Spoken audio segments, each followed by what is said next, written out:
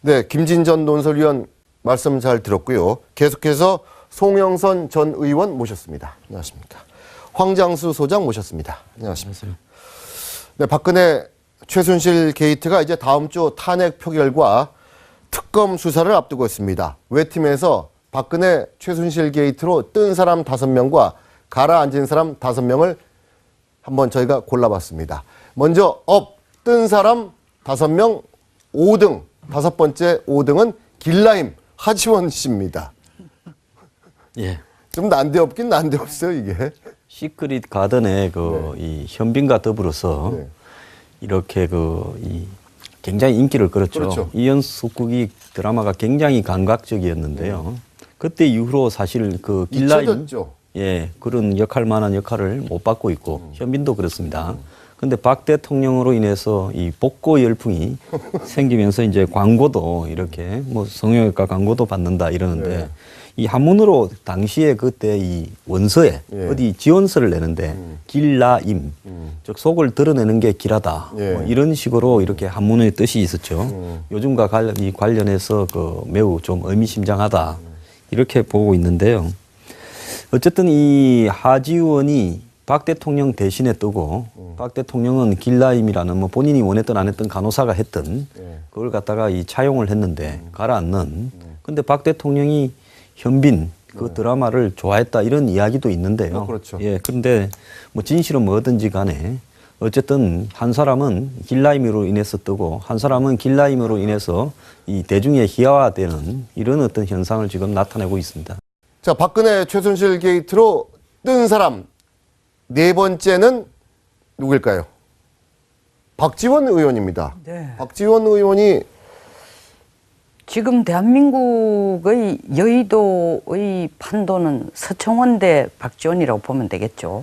서청원 대 네네. 박지원이요? 왜냐하면 박지원은 사실은 국민의당 원내대표라고 그렇죠. 하지만 대통령을 탄핵하는 그 흐름 전체를 꿰고 총괄지고 끌고 나가고 서청원 대표는 사실은 굉장히 그동안 조용하게 있다가 그렇죠. 사실은 이게 탄핵이 아닌 소위 말하는 형태는 뭐 자진퇴진하는 모습으로 하면서 탄핵의 쐐기를 박는 지금 주 역할을 하고 있죠. 네. 탄핵을 피하는. 그렇죠. 탄핵하지 않고 이제 대통령을 구할 수 있는 방법을 찾아내는데 가장 묘수를 앞장서서 친박 쪽에 내신 분이 서청원 대표니까 이 판국인데 매일 약간은 좀 시소 게임을 하고 있는데 박지원 대표가 실질적으로는 뭐 제일 큰 야당의 당 대표도 아니고 원내 대표도 그렇죠. 아님에도 불구하고 이 전체의 정치적인 뭐 정치 구력도 구력이지만 실질적으로 끌고 가는 걸 보면 사실 이 한 수 앞을 서가지고 하는 뭐 진짜 노련합니다. 예. 그러니까 추미애 원내대표에 대해서 추미애 대표. 당대표에 대해서 그렇게 자꾸 좀 못마땅해 하고 심지어 뭐 나아가서는 똥볼 찰 줄 알았다 이런 용어까지 쓰는 이유가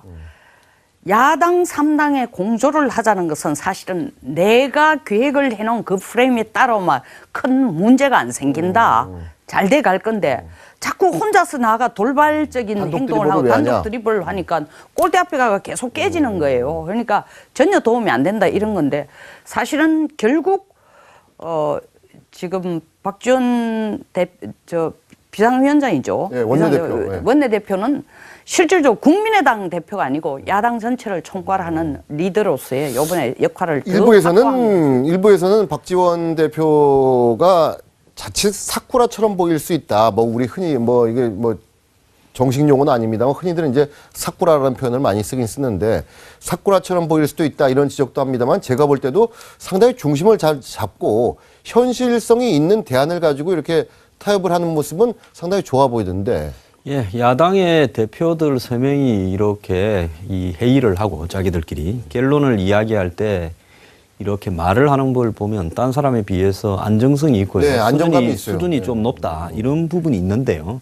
다른 한편으로는 이분이 처해 있는 상황이 38석의 조그만한 정당의 그렇죠. 이 대표고 더 나아가서 그걸 가지고 집권이나 이런 길까지 가려면 개헌이나 또 정계 개편을 해야 되는 한계에 내몰려 있습니다. 네. 근데 이분의 딜레마가요. 본인의 통일 정책은 DJ 정권의 통일 정책을 개선한다면서 네. 개성한다면서 안보에 대해서는 매우 왼쪽입니다. 그런데 지금 박지원 이 국민의당과 합당을 하거나 이렇게 정계 개편을 하기 위해서 뭐 그걸 이원 집정부제 등 개헌을 하려면 새누리당의 이탈파들이나 새누리당이 뭐 전체가 통으로 다 나와서 이렇게 합쳐져야 될 때 과연 이 안보는 보수, 경제는 진보 이렇게 가면 황금인데요. 이렇게 황금률을 이룰 수 있는 양보를 박지원 이 대표가 해낼 수 있겠는가? 그 부분이 하나 딜레마고요. 굉장히 실용주의자, 좋게는 그렇게 볼 수 있고 또 나쁘게 본다면 도대체 속을 알 수 없다. 이런 어떤 그 부작용도 있기는 있을 것 같습니다. 알겠습니다. 자, 박근혜 최순실 게이트로 뜬 사람 5등이 길라임, 4등이 박지원 의원, 3등은 반기문 유엔 사무총장입니다. 사실 뜬 분이라고 하면 좀 이 분류가 잘못된 거 아닙니까? 왜냐하면 지금 지지율이 도리어 이때까지 끌고 오던 지지율보다 더 빠지고 있는데 우리 스태프들이 반기문 사무총장을 이제 3등이라고 뽑은 것은 제가 얘기를 들어보니까 그 측면인 것 같아요. 보수 쪽의 유일한 희망으로 자리매김했다. 보수 진영에. 어떻게 보세요? 그렇긴 해도 사실은 뭐 어쨌든 간에 뭐 퍼센티지가 사실 총선 끝나고 완전히 깔아앉아서 그렇지 김무성 대표가 자기가 대선을 출마 안 하겠다라고 선언을 하면서 그렇지만 실질적으로 뭐 김무성 대표도 한때 20%를 상회를 했지 않습니까? 네. 근데 제가 볼 때는 꼭 떴다고 이제 구분을 한다면은 사실은 새누리당에서 이분을 보수의 확고한 후보로 지금 밀기 위한 모든 작전을 다하는 게 반기문을 향한 뭐 바이드 반기문, 포드 반기문, 오프터 반기문 상황에 지금 완전히 진행되고 있는 모든 완전히 것이. 그런 거죠. 왜냐하면 4월 퇴진이라는 숫자가 4월이 어디 하늘에서 뚝 떨어진 게 아니란 말입니다.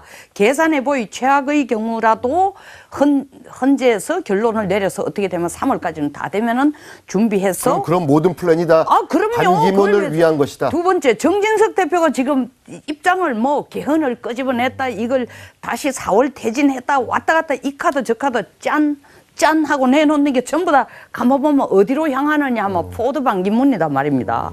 그러니까 또 원포인트 개헌하자는 게 이건 느닷없는 국민의 여론을 받아가지고 하는 것도 아니고 이때까지 개헌을 무슨 정치 체제에 문제가 있니 선거제도에 문제가 있나 하니 느닷없이 원포인트 개헌하는 이런 용어 자체도 전부 다 반기문을 향하니까 퍼센티지 지지율은 떨어졌음에도 전반적인 지지율은 떨어졌음에도 불구하고 워낙 지금 여당이 박근혜 대통령이 그것뿐만 아니라 이 한 분을 위해서 모든 노력을 하고 있을 게 떠오르는 건 사실. 이러다가 나 대선 출마 안 한다 이렇게 딱 말해버리면 이건 뭐 어떻게 되는 겁니까? 저는 그 가능성은 0%라고. 0%라고 봐야죠. 그렇죠. 초단기는 문재인에게 유리하다. 그러니까 앞으로 두세 달 뒤에 갑자기 선거하는 거네요. 그렇지만은 중단기 한 5, 6개월은 반기문에게 유리하다. 반기문 유엔 사무총장도 거꾸로 이야기하면 길게 가게 되면 이분도 검정이니 뭐니 하면서 노무현 정권 때 유엔 사무총장이 되는 과정에 대한 적당히 가는 게 여러 가지 좋죠. 이야기가 나오면 어려울 수 있다. 이런 부분인데요.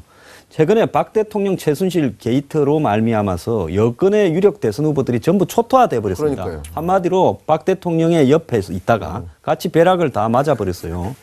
자, 최순실, 박근혜 최순실 게이트로 뜬 사람. 두 번째 2등은 이재명 성남시장입니다. 네. 엄청나게 떴어요, 지금. 네네. 뭐 2위까지 네. 올라왔죠. 차고 올라왔는데 저는 이 뜬 이유를 단촐하다. 첫째. 단촐하다? 단촐하다. 당에 대한 책임이 없어요. 당과 보조를 맞춰야 될 것도 없고 또한 메인 것도 없습니다. 그리고 망설임이 있어야 될 이유도 없어요. 거침이 없습니다.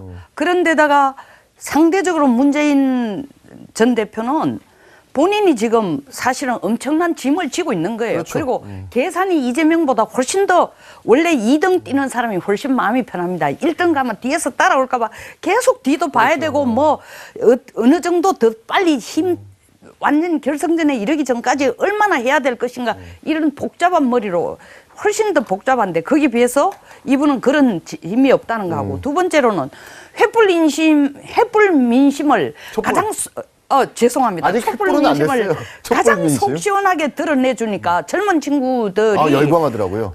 젊은 친구들이 이게 논리적으로 옳은 게 아니라 감성을 타치해요. 그러니까 얼마나 화가 나면 문재인은 나는 말도 느리고 아까 앵커님이 말씀하신 것처럼 아이 사이다는 탄산 음료는 마실수록 목이 마른데 나는 먹고 나면 속이 든든한 고구마다 가는데 고구마 금세 먹으면 목매해요. 사람들이 지금 금세 먹지를 못해. 사실은 고구마가 제일 쉽게 맛있게 많이 먹으려면 고구마 한 입에 탄산 음료 한 번 마셔야 되는데 그러니까 그런 차원에서 얘기인지는 몰라도 아 이재명 지지율 올라가는 건 나쁜 거 없다. 뭐 김부겸도 올라가라. 아, 그리고 조금 위기감 느끼는 것 같은데요? 아 위기감도 있지만 사실은 나름대로 계산이 야 경선하면 결국 나야. 그러면 그 지지했던 표들은 나한테는 그렇겠죠. 이렇게 혼자 셈법을 하고 있습니다. 박근혜 최순실 게이트로 뜬 사람 첫 번째는 촛불을 든 국민입니다.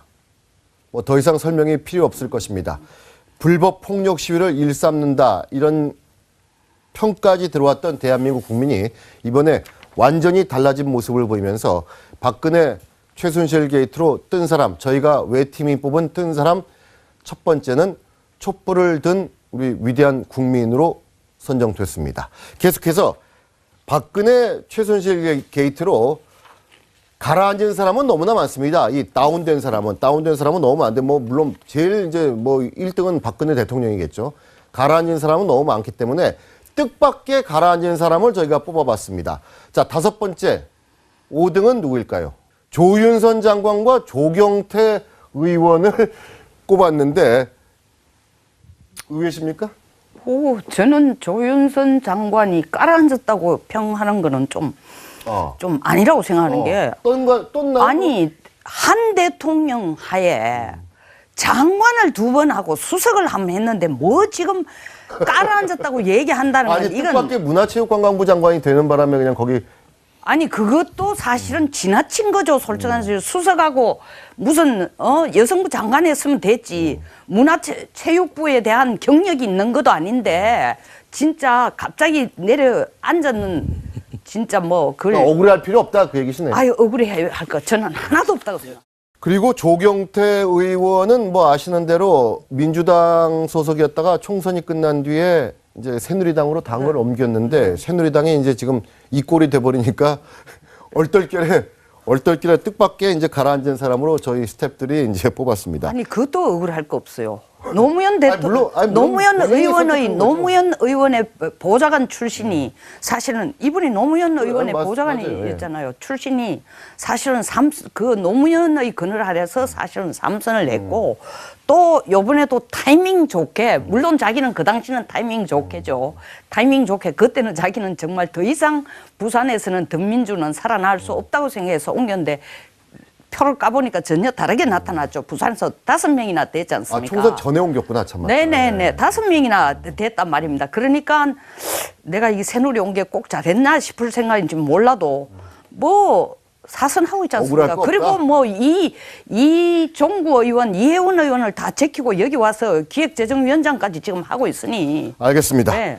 자, 시간 관계상 4등으로 가겠습니다. 4위는 김병준 지금도 국무총리 내정자라고 불러야 되는 건가요? 그렇죠. 국무총리 내정자는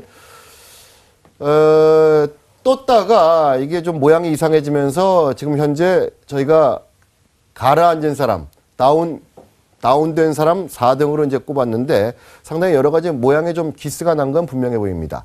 계속해서 3등으로 가보시죠. 김진태 의원으로 저희가 뽑았습니다. 이분이요 그동안의 보수 진영에서는 다크호스로 뭐 자기의 대통령을 만들자 이런 식으로 아스팔트 보수에서는 이야기들이 좀 있었습니다. 그랬는데 이분이 이번에 그 촛불도 바람이 불면 그냥 꺼진다 이렇게 이야기를 하면서 사실은 뭐 이렇게 본인이 처한 위치에서 편을 들 수는 있지만은 그 편을 드는 데서 균형 감각은 가졌어야 된다고 보고 있는데요. 또 선거법 뭐 위반 문제가 있었다라는 이야기도 나오지만은 내일 이제 이분의 이 지구당 당사 앞에서 2만 명이 실제 그렇게 올지는 모르지만 이렇게 촛불 집회를 한다. 지금 이 이야기까지도 나오거든요. 그래서 왜 이 무너져가는 이 부분에 이분이 이렇게까지 나서서 편을 들었는가. 그러면 그것이 충성이냐 어디이냐. 안 그러면 시류의 변화를 인식하지 못해서인가.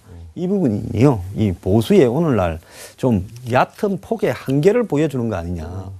어떻게 보수의 기대주로 이렇게 인정을 받던 사람이 이런 결정을 이 타이밍에 했을까 하는 부분이 너무 좀 나간 것 같아요. 발언 수위가 너무 예. 좀 나간 것 같아서.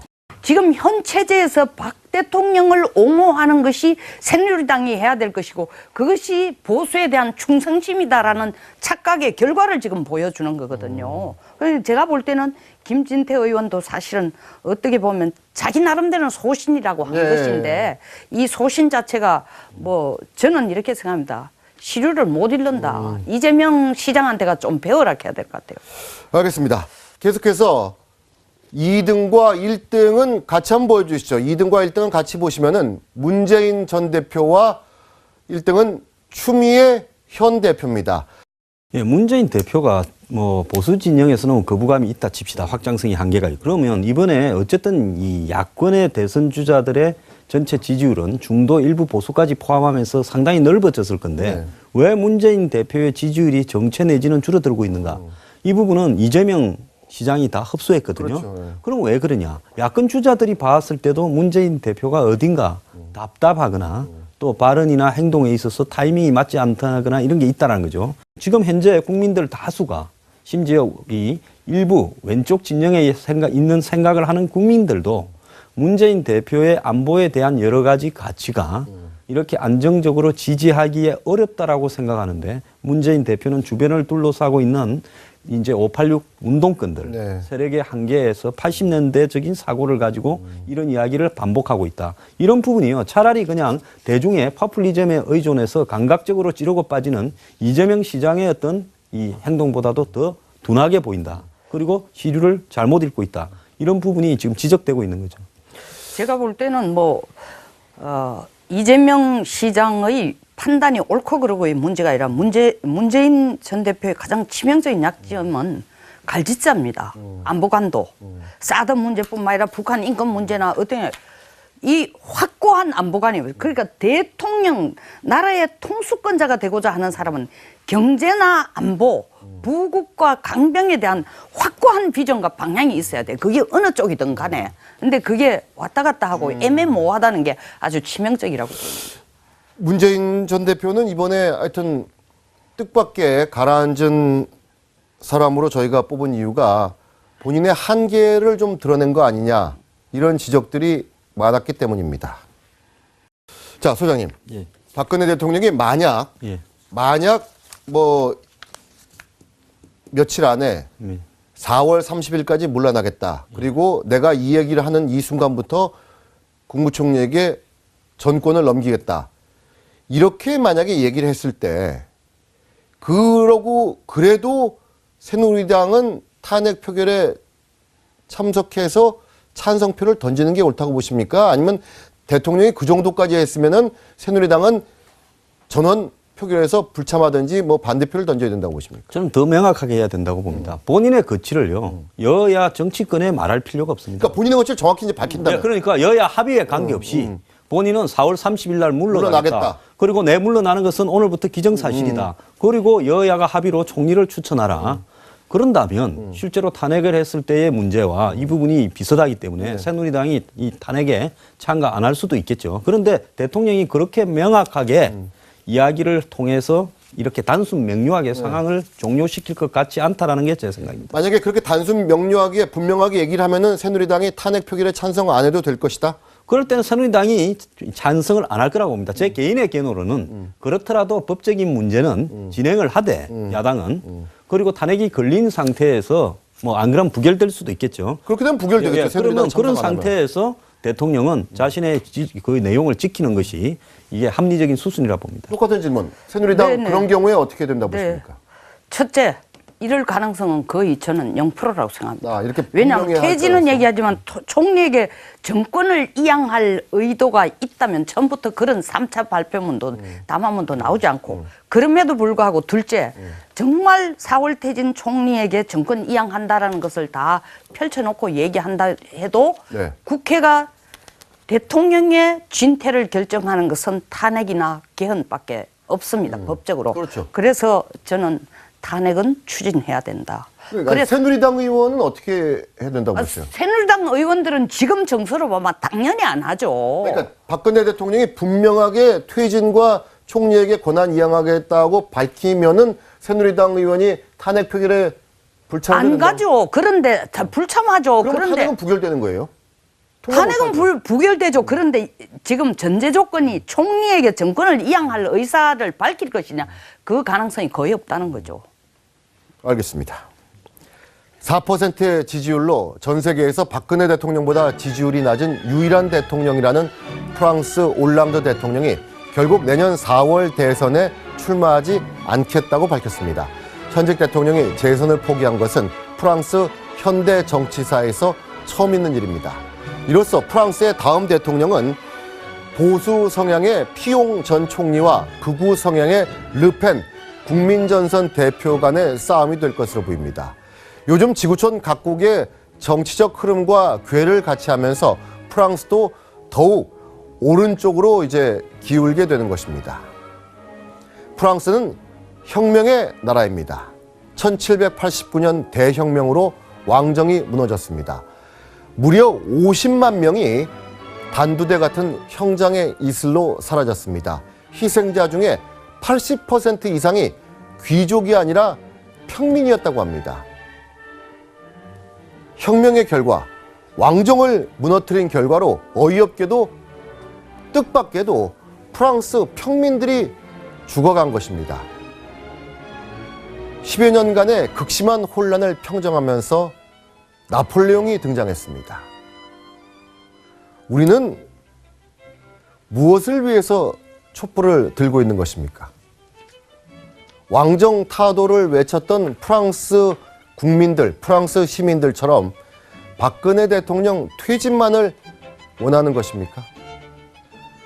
그토록 많은 피를 흘린 프랑스에서는 루이 16세가 사라진 그 자리에 나폴레옹 황제가 들어섰습니다. 촛불이 사라진 빈자리에 뭐가 남길 바라십니까? 대한민국에서 더 이상은 지금까지와 같은 매번 되풀이되어 불행한 대통령이 나오지 않도록 시민들의 힘으로 법과 제도를 만들어야 합니다. 자칫 왕이 떠난 자리에 황제가 올 수도 있습니다. 오늘 외는 여기까지 하겠습니다. 오늘 두 분 말씀 잘 들었습니다. 고맙습니다. 시청해 주셔서 고맙습니다. 안녕히 계십시오.